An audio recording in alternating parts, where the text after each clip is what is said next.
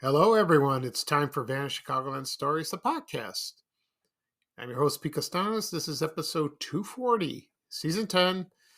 Today's date is July 25th, 2023, and welcome to the program. Yes, I am back with another episode. I thought people by now would be sick of me. I hope not. Okay, on today's program, I'm going to talk about a little something unusual. It's my memories of the games and toys from the Parker Brothers Company from the 1970s when I was a kid. Most of the toys are still around, and I will do a wrap up of past posts on my Vanished Chicagoland Facebook page. So got a full episode coming up. All right. So right now the program will go into a commercial break, and this program is brought to you by Bones Dog Snacks. That's BONZ, not BONES. And here's a commercial from 1979. I remember this product very well. So sit back and relax. I'll be right back. Thank you, everyone. Steak bones come from steak, and dogs love them. Bones come from Purina. They're a new snack for dogs, and they look so much like steak bones you can hardly tell the difference. Yeah, but steak bones are delicious. So are bones. They've got a soft little beef-flavored center dogs are crazy about, like a real bone. Well, steak bones are hard and good for his teeth. Bones are too. In fact, they're better than steak bones. Bones are so nutritious, your dog could live on bones and water. Bones are better than bones.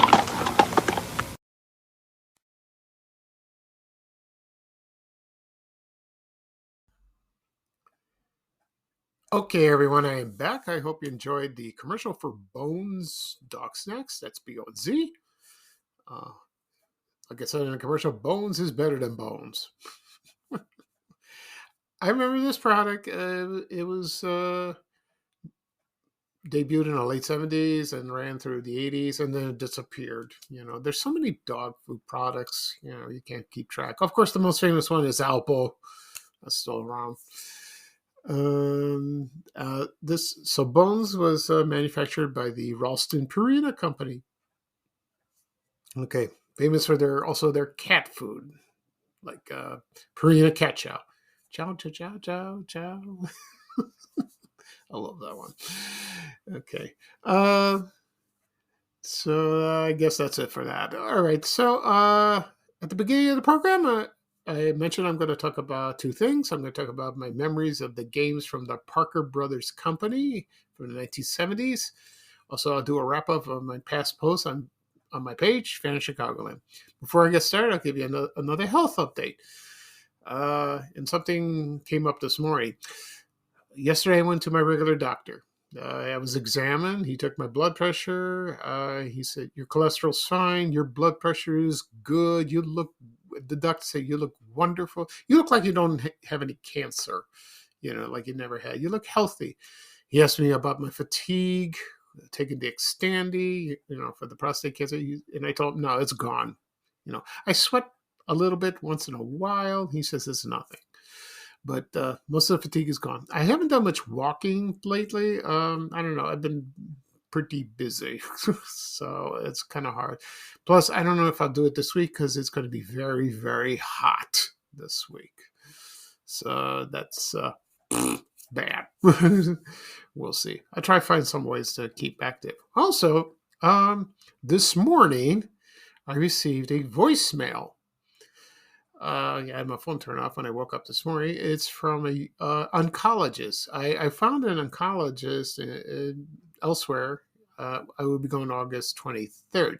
But it was an oncologist from the same hospital I go see my urologist, and they have an opening. So I'm going to go next Thursday. That's good. Yeah, I bet that do that. So next week's going to be busy.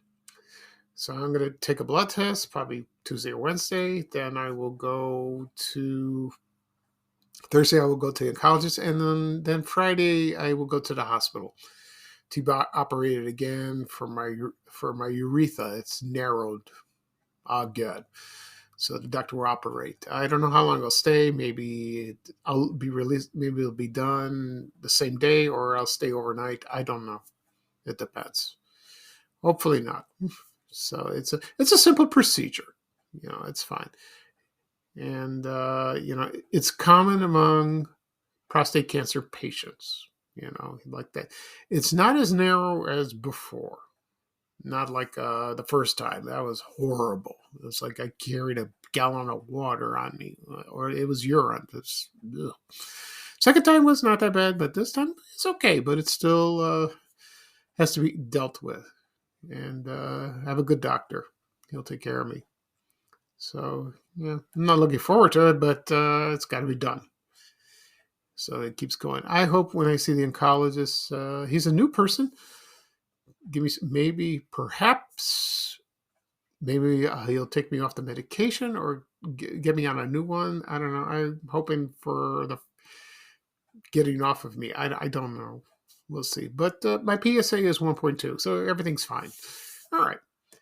So let's get started. We'll talk about Parker Brothers, and this toy company was very famous when you were growing up for years, in the 50s and the 60s and the 70s and the 80s. You would hear this name that was associated with board games and toys. So I'll give you a little background on that, and then I'll give you the list of games, and also tell you my favorite. Okay, so here we go. So Parker Brothers was founded by a man. His name was George Swinnerton Parker, and he was a game designer. And that was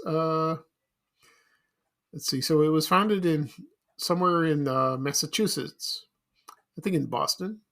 He created his first game called Banking, and it was in 1883, and he was 16 years old. Yeah, very smart guy, and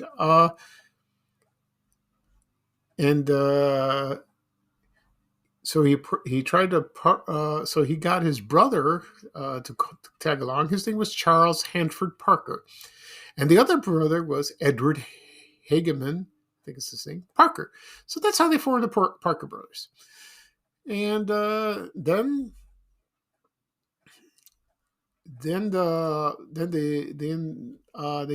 they formed a company, and then in 1906 they published the game called Rook. Yeah, and it's like something. It's like a game. You play with cards like that. It became very popular. Then during the Great Depression, while many companies went out of business, Parker Brothers introduced a new board game that we all know today is Monopoly. It's one of my favorites. I love Monopoly. I really do. Some people think it's dull. I don't think it's dull. No way. It's great. And the company that tried to introduce it, they rejected it, but they got it going in 1935, and it was a success, and it's still going to this day. And then the company continued with the next several decades. The other one was called Cluedo, which is it's Clue. That's Clue. That's a famous game. Also, that 1985 movie. I've seen parts of this movie. I got to go see it. I got to watch it again because I heard it when it was released. It was a bomb. And they had several endings of that, but it became very like a cult hit. I like to see that. I don't care what critics say. I'll just do that. All right. So, and then the other famous, and then the most, excuse me, the most classic games that came along was Risk and Sorry. And there were others. So then they built their headquarters in Beverly, Massachusetts, right outside of Boston. They did that, and then in 1968, excuse me, General Mills bought the company, famous for their cereals like Cheerios. And then after that, they introduced the Nerf ball. I used to have that. That was fun. You just throw things at people. Or Nerf basketball. Do you remember that? Oh, that's fun. Okay. So right now, I'm going to read the list of games. Just the board games I'm going to do, not the regular toys. So once this podcast is published, you can comment on what other games you remember. So here we go. Let's see what we got. We got Aggravation. That was a good game. Avalanche. We have Blockhead. Do you remember that? Also, Boggle. That was like a word game, Also, Bonkers. We have that. Let's see what else. Also, we have Can't Stop. That's later on. Also, Careers. That came out in 1955. That was a very interesting game. Also, we have Clue. Okay, we got that. I'm not going to read all the names, just the ones we remember. Also, they did Escape from Atlantis. They did that. Let's see, Finance Game. It came out. That's an old game. Okay, and then we have Gambler that came out in 1975. And also the most famous game was The Game of Life. The Game of Life. The Game of Life. Remember the commercial? Then we have Gnap. I posted that yesterday. I think yesterday. Yeah, that's one of my favorites. That is one of my favorites. Okay. And let's see. We have The Great Escape. Also, we have Landslide. Also, we have the Mad Magazine game. Make a Million. Mastermind. Yeah, do you remember that game? Yeah. And Masterpiece. Do you remember Masterpiece? Yeah, that was a good game. Also, we have Merlin, the console. That's that handheld electronic game. That was introduced in 1978. I remember seeing this. A lot of people like that game. Also, there was a card game called Milborns. I think that's how you pronounce it. A lot of people remember that. I never played it. Also, there was Mystery Mansion. And we have Ouija Board. Their own version of Ouija Board. Although also they have Outburst that came out in the 80s. Also, they had Parcheesi. They had their own version of that. Also, Payday that came out in 1974. Do you remember that? Yeah, that's pretty good. Also, they had the game of Pit. That's an early game. Also, they have a parlor game called Probe that was introduced in 1960s. Yeah. Also, another game that was famous was Racco, like that. Then I think Milton Bradley got that, but Parker Brothers had their own. Also, the most famous games besides Monopoly was, it was Risk. Never played Risk. They had Scrabble, their own Scrabble game. They did that, and of course, they have Sorry. It was like Parcheesi, and I remember the sketch on Carol Burnett, where the family sketch, and they played the game Sorry, and each one rang the bell. Sorry, it was hilarious. Also, they also did video games, like for example, Star Wars, the interactive video board game. That was one of them. Okay. Also, Stop Thief. That was released in 1979. Okay. Also, Touring. That was an old one.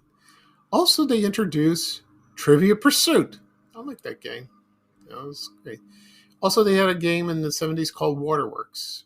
Okay, and they did that. And also Wild World.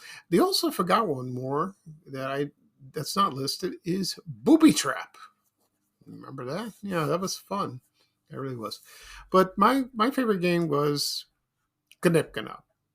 Okay. So right now I'm going to play a commercial for Gnip Gnop. And this came out in, well, I forgot again. I think about 73, 74. Well, after I play the commercial, I'll talk about my memories of playing this game. Okay? So sit back and relax and listen to the commercial of Gnip Gnop. Thank you, everyone. Parker Brothers' new Gnip Gnop is very easy to play. You simply try to gnip your 3 balls through the hoops into the other side, and the other guy tries to gnop his 3 balls into your side. But while you're gnipping, he's gnopping. You're trying to out-gnip him while he's trying to out-gnop you. So gnip down to your store and grab the new game from Parker Brothers before they're all gnopped. From Parker Brothers, Gnip Gnop. Okay, everyone, I am back. I hope you enjoyed the commercial for Gnip Gnop. Before I get started on Gnip Gnop, I failed to mention one more game, and it's Spill and Spell. I got this game when I was in grade school, Correas Elementary. I got it as a grab bag. Grab bag is like you pick a name and you buy a gift for another kid, and the other kid buys a gift for you. And they bought this game, and I love this game. And you know something? The game is gone, but the box is still here. My mom uses it for some reason. It's on a shelf in the basement like that. So it was a good game,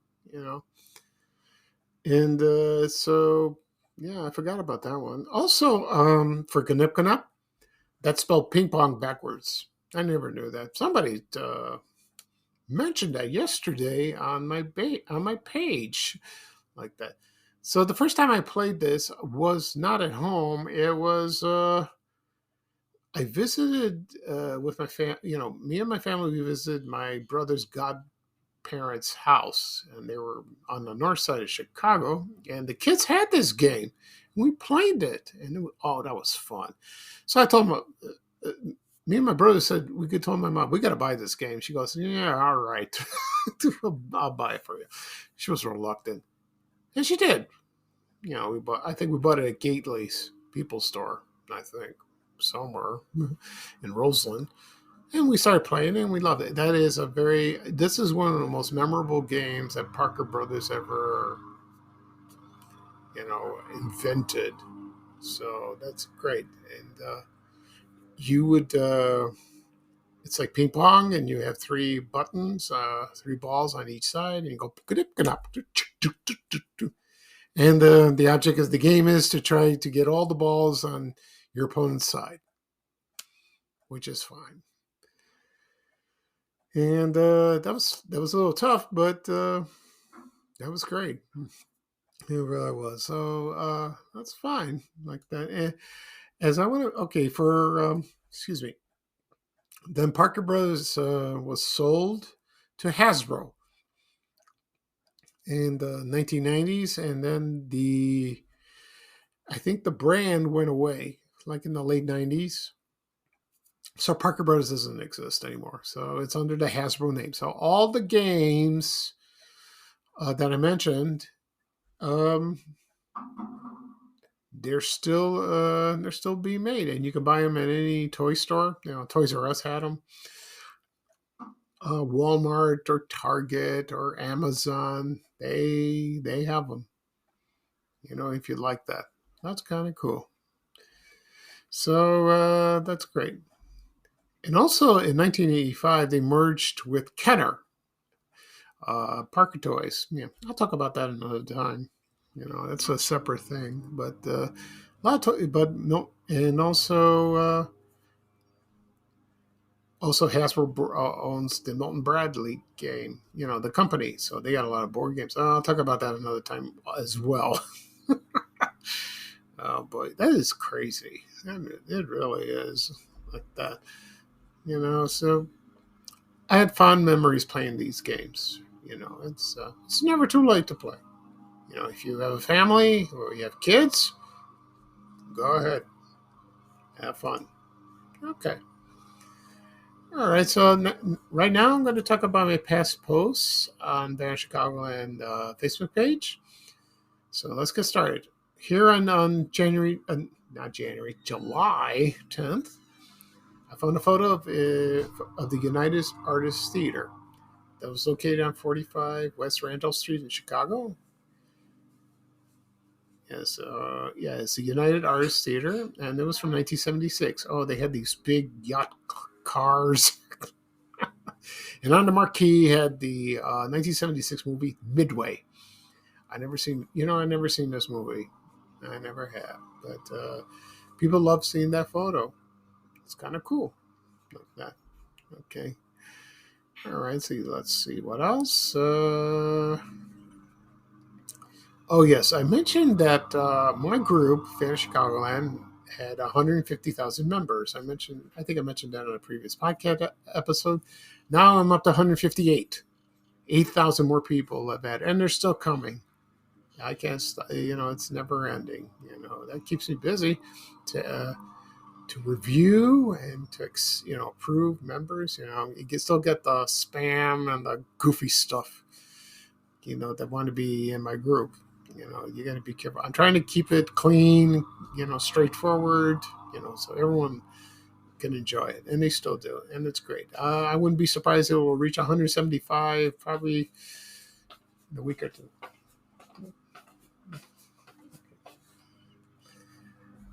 Then, let's see. Then we got the Evergreen Theater. That was located at 9730 Southwestern Avenue in the Evergreen Park Shopping Center in Evergreen Park. And so that was a cool photo. Used to go to a lot of movies like that. Also, next photo, I've got the checkout section of the Kmart store from the 1970s. Oh, that's a fun picture. Let's see what else. Also, I have an ad for the Gately's People Store, one from the one in Roseland, and also the one at the Brementown Mall in Tinley Park. That was from 1974. And next photo, I have it was National Ice Cream Day on July 16th, and I found a picture of a carton of Vanilla Fudge Royale from Seal Test Ice Cream. Yeah, that's kind of nice. Okay, let's see what else. Then I found an ad from Goldblatt's from 1980. It was like a 5-page flyer, doing like that. Okay. Also, I found a picture from Tasty Freeze. That was one on 81st and Pulaski, right near Bogan High School, where I used to go to school. That was kind of cool. It has listed all the addresses, and people mentioned that. Okay. Let's see what else we got. I think that's it. And the last one, I found a hand puppet it was a Hubert the Lion from Harris Bank. People love that. You should be a Harris banker, like that. Okay. So that's it. That's it for the show. So I'll do a quick recap. I talked about my memories of games and toys from the Parker Brothers Company from the 1970s. Also, my past posts on Van Chicagoland Facebook page. Okay, so this podcast will be published later on, wherever podcasts are available: Google Podcasts, Spotify, Apple Podcasts, Amazon Music. Also will be on my YouTube channel, Van Chicagoland Stories, the podcast. Please subscribe to all of them. Also will be on my social media accounts: Facebook, Twitter. Now it's called X. Don't get me started on that. Also on Instagram and Threads, and also on my blog, vanchicagoland.blog. Okay, so I'll do another podcast episode this Saturday, and hope to hear from you soon. So this is Speak Astonish, your host for Van Chicagoland Stories, the podcast. Thank you for joining me. Hope everyone has a good week. Probably do another podcast, like I said, this Saturday. And here's bye-bye for me, and here's Ray Rayner with a little traveling music saying bye-bye-bye. And so take care, everyone. So long. We have to go. Bye, bye, bye.